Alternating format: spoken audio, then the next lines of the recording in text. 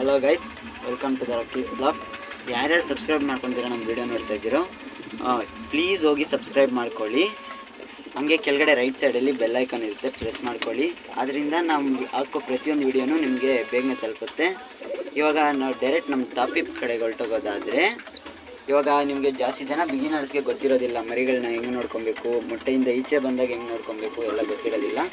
ನೀವು ಮೊಟ್ಟೆಯಿಂದ ಈಚೆ ಬಂದಾಗ ನೋಡ್ಕೊಳ್ಳೋದು ಅಷ್ಟೇನು ಇರೋದಿಲ್ಲ, ನಿಮ್ದೇನು ಪಾಠೆ ಇರೋದಿಲ್ಲ, ನೀವೇನಿಲ್ಲ ಅವ್ರ ಅಪ್ಪ ಅಮ್ಮಗೆ ಕರೆಕ್ಟಾಗಿ ಮೇವು ಕೊಡಬೇಕಷ್ಟೇ. ಇವಾಗ ಎಂಥ ಮೇವು ಕೊಡಬೇಕು ಅಂತ ನಾನು ನೀವೇನೋ ಕೇಳೋದಾದ್ರೂ ಇದ್ದರೆ ಕಡಲೆ ಕೊಡ್ಬೋದು, ಕಡಲೆ ಪಪ್ಪು ಕೊಡ್ಬೋದು. ಇಷ್ಟು ಮಾತ್ರ ಕೊಟ್ಕೊಂಬನ್ನಿ, ಒಂದು 2 ವೀಕ್ಸ್ ಅಷ್ಟೇ. ಆಮೇಲೆ ದೊಡ್ಡ ಮೇವು ಥರ ಕೊಟ್ಕೊಳ್ಳಿ, ಎಲ್ಲ ಮೇವು ಮಿಕ್ಸ್ ಮಾಡಿ ಅವಾಗೆ ತರಿಸಿದೆ ನೋಡಿ, ಅಂಥ ಮೇವು ಕೊಟ್ಕೊಳ್ಳಿ. ಆಮೇಲೆ ನಾನು ಹಿಂದೆ ವಿಡಿಯೋದಲ್ಲಿ ಮಾಡಿಕೊಟ್ಟಿದ್ದೀನಿ ದೊಡ್ಡ ಮೇವುದು.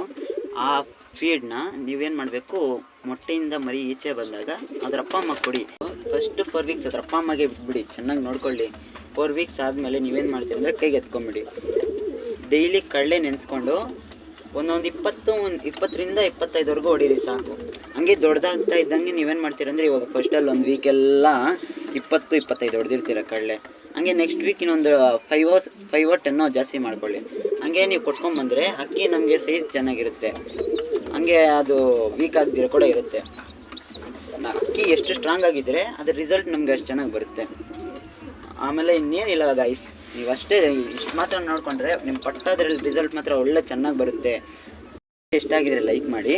ಹಂಗೆ ನಿಮ್ಗೆ ಯಾವುದನ್ನ ಅಕ್ಕಿಗಳ ಬಗ್ಗೆ ಡೌಟ್ ಇದ್ದರೆ ಇದ್ದರೆ ಕಮೆಂಟ್ ಬಾಕ್ಸಲ್ಲಿ ಒಂದು ಮೆಸೇಜ್ ಹಾಕಿ, ನಿಮ್ಗೆ ಯಾವ ವಿಡಿಯೋ ಬೇಕಂದರೆ ನಾನು ಮಾಡಿಕೊಡ್ತೀನಿ.